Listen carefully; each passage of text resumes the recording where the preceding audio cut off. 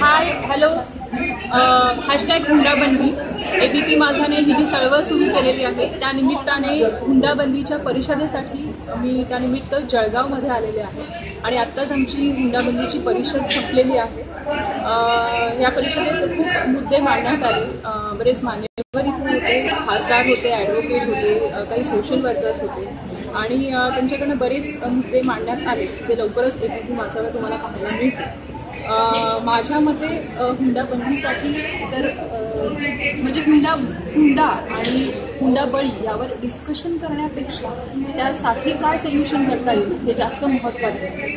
आणि मला असं वाटतं की समाजात लोकांच्या विचारसरणी न्यायव्यवस्थेत जेव्हा बदल होतील तेव्हा होतील, पण त्याआधी मला असं वाटतं की मुलींनी सक्षम व्हायला पाहिजे, मुलींनी सेल्फ डिफेन्स शिकायला पाहिजे। जर आपण बाहेरच्या लोकांविरुद्ध त्यांच्यासाठी म्हणून आपण सेल्फ डिफेन्स शिकतो तर जिकडे घरात अत्याचार होत आहेत महिलांवरती तिथे सुद्धा त्याचा वापर केला गेला पाहिजे। आणि माझे मुद्दे अर्थातच मी आज इथे मांडलेले आहेत आणि खूप छान परिषद झालेली आहे आमची। सो या परिषदेच्या शेवटी आम्ही एक प्रतिज्ञा घेतलेली आहे, या हुंडाबंदीच्या चळवळीला मी कम्प्लिटली सपोर्ट करते आणि तुम्ही सुद्धा या चळवळीला नक्की सपोर्ट करा।